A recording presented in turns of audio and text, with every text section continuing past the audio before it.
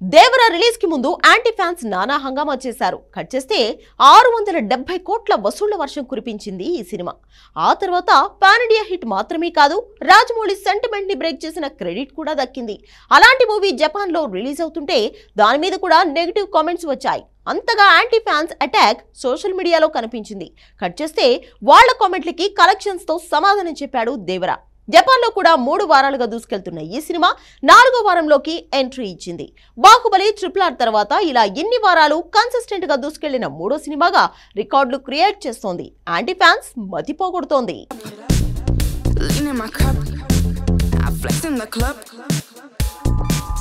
జపాన్లో దేవర దుమ్ము దులుపుతోంది. 1 కాదు 2 కాదు, ఏకంగా 3 వారాలు ఏకదాటిగా 830 థియేటర్స్లో ఆడుతూనే ఉంది. అక్కడ లోకల్ మూవీలకు పోటీ ఇచ్చేస్తుంది.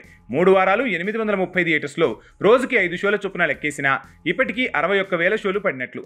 షోకి 200 మందిని లెక్కేసినా 1,20,00,000 మంది జపనీస్ దేవర మూవీని అక్కడ చూసినట్టు లెక్క తేలిపోయింది. అంటే man of masses aggressive mass attack north ఇండియాకి కాదు, జపనీస్ కి కూడా తెగ నచ్చినట్టే అని తెలుస్తోంది. ఎందుకంటే అక్కడ అప్పట్లో బాహుబలి తర్వాత RRR మాత్రమే వారాలు నెలల చొప్పున అక్కడి థియేటర్స్ లో సందడి చేసింది. ఆ తర్వాత ఇలా ఏకదాటిన 3 వారాలు దేవర దూసుకెళ్తుంటే పాన్ ఆసియా మార్కెట్ లో డ్రాగన్ కి భారీగా గేట్లు తెరుచుకున్నట్టే కనిపిస్తున్నాయి. ఇక రాజమౌళి కూడా బిహైండ్ అండ్ బియాండ్ అంటూ తన డాక్యుమెంటరీని ప్రచారం చేసుకునేందుకు వెళ్ళాడు.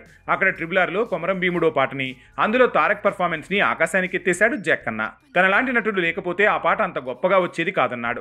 Man of masses greatest of all time అంటూ జపాన్ లో స్టేట్మెంట్ ఇచ్చాడు. ఓ రకంగా ఇది కూడా దేవర మూవీ స్పీడ్ కు మరింత తోడైంది. విచిత్రం ఏంటంటే విదేశీ గడ్డ మీద కూడా దేవర రిజల్ట్ రీసౌండ్ చేస్తుంది.